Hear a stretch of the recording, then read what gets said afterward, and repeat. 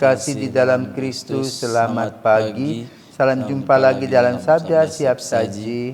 Kamis 20 Februari 2025, Pekan Biasa ke-6. Marilah kita berdoa. Di dalam nama Bapa dan Putra dan Roh Kudus. Amin. Allah Bapa Maha Setia, kami bersyukur karena Engkau telah membarui janji dalam diri Yesus Putramu. Semoga kami berpegang teguh pada kehendak-Mu dalam hidup kami sehari-hari. Dengan perantaraan Yesus Kristus Putramu, Tuhan kami, yang bersama dengan Dikau dalam persatuan Roh Kudus, hidup dan berkuasa Allah sepanjang segala masa. Amin. Tuhan bersamamu Dan bersama rohmu. Inilah Injil Yesus Kristus menurut Markus. Dimuliakanlah Tuhan.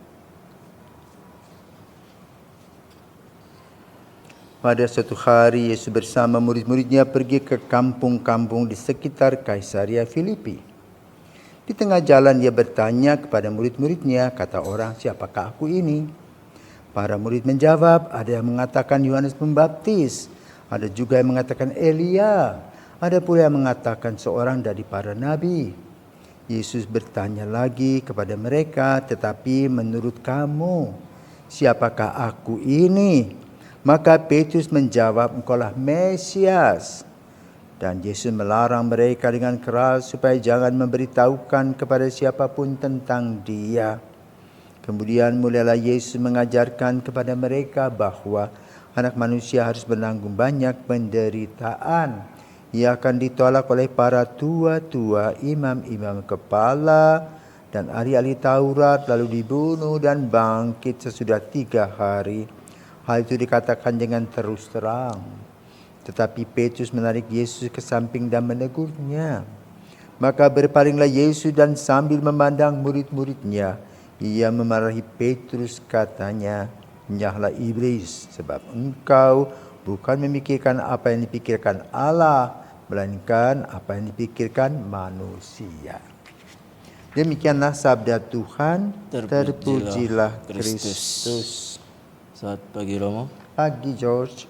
Pada kali ini saya ingin bertanya kepada Romo tentang bacaan Injil. Mengapa Yesus melarang Petrus untuk menyatakan dirinya sebagai Mesias? Padahal Yesus itu sendiri menyatakan bahwa dirinya adalah Mesias. Mengapa Petrus dilarang? Selamat pagi para pirsawan dan George. Pertanyaannya dan jawabannya belum waktunya. Karena begini, kalau George bertemu dengan Presiden Amerika Donald Trump misalnya, atau kamu bertemu dengan Paus, heboh enggak? Iya. Heboh toh? Iya, Romo. Jadi kamu akan berlagak, aku loh ketemu, apalagi kalau kamu diundang oleh Paus, aku loh, gitu loh. Jadi motivasinya adalah bukan untuk menjadi murid Yesus, tapi mencari popularitas. Sehingga itu tidak penting bagi Yesus. Kenapa? Mencari popularitas bukan menggali iman.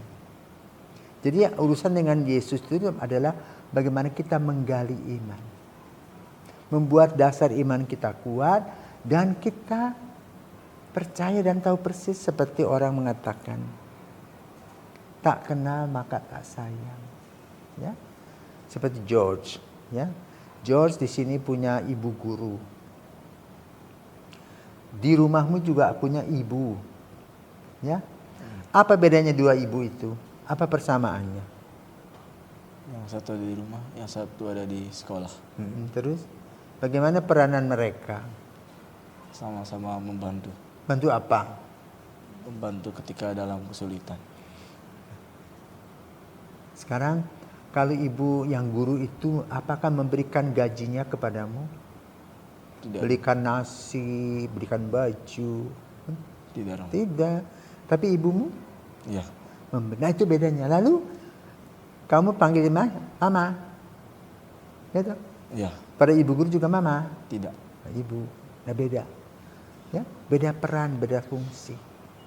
Nah, kalau kamu menyangkal ibumu, apa kata tetangga? Ini bukan ibuku. Durhaka. Ya kan? Iya. Kalau ibumu sakit, apakah kamu bilang kepada tetangga atau teman, tolong jaga ya mamaku? Ya. Tidak. Tidak. Jadi kamu akan di situ 24 jam menjaga mama. Kenapa? Mempunyai relasi yang intim dan pribadi. Ya. Punya dasar kasih. Gitu. Dan kamu sebagai anak mama, apalagi mama guru, sejak kecil dididik supaya tahu sopan santun. Ya toh? Bisa mengucapkan kepada selamat pagi, selamat siang, terima kasih. Dalam doanya mengucap syukur kepada Tuhan. Nah itu. Kenapa? Oh anak guru. Gak boleh berandalan, begajulan, gak bisa. Nah sekarang kembali kepada Yesus. Dengan peribahasa tak kenal maka tak sayang. Ya, Yesus ingin tahu bagaimana kualitas ya relasi seorang pribadi dengan Yesus. Ada yang punya relasi berbahasa basi hanya ingin mendapatkan keuntungan. Ya. Tetapi yang Yesus mau adalah segalang segulung duduk bersama-sama nyama beraya. Apa yang kita makan dengan garam ya kita makan dengan garam. Kadang-kadang kita makan dengan ikan goreng, kita makan dengan ikan goreng. Dan pada saat kita makan dengan garam kita tidak ngomel, tapi kita menikmati kebersamaan. Itu yang dikehendaki oleh Yesus dalam urusan dengan relasi kita dengan Yesus. Fungsi, kualitas relasinya. Sehingga Petrus mempunyai relasi yang dekat dengan Yesus, lalu mengatakan apa? Mesias, bukan Yohanes Pembaptis, bukan Elia. Engkau adalah sang juru selamatku. Nah sekarang bagaimana refleksi kita? Untuk saya Yesus adalah andalanku. Kata untuk George, Yesus siapa? Bagi saya Yesus itu adalah sahabat. Sahabat. Jadi pada saat suka maupun duka dia ada di situ. Ya. Nah inilah saudaraku terkasih, dalam relasi pertanyaan Yesus siapakah aku ini, kita harus mempunyai sebuah kata kunci yang menggambarkan relasiku dengan Yesus. Dan relasi ini betul-betul hidup dalam langkah-langkah kita setiap hari. Seperti katakan sahabat, pada saat suka maupun duka dia tetap bersahabat dengan kita. Seperti dengan saya, Yesus adalah andalan. Apapun yang akan terjadi, dia adalah andalan saya. Semoga Anda pun juga bisa mempunyai seperti apa yang dikatakan oleh Petrus. Seperti murid yang lain, Yohanes Pembaptis boleh, Elia, tetapi Petrus betul-betul menyatakan yang sebenarnya. Artinya apa? Bukan hanya dalam kesenangan, tetapi dalam kesulitan pun bersama-sama bergotong royong. Pikul salib. Jadi jangan hanya mengikuti Yesus yang senang-senang aja. Tapi kalau pada saat sakit, menderita kita tolak, tidak bisa. Kita terima dengan sukacita. Apapun yang Yesus berikan kepada kita, sehingga kualitas iman kita betul-betul diolah dan digali setiap hari. Dan kita mempunyai kedalaman pandangan iman kita tentang siapakah Yesus. Sehingga kita tidak pernah ragu-ragu ya, akan kegoyahan hidup. Masa tidak terlalu pengaruh. Ada pengaruh sedikit, tapi kita tetap berpegang teguh kepada Kristus. Semoga kita semua diberkati dalam Bapa, Putra, dan Roh Kudus. Amin.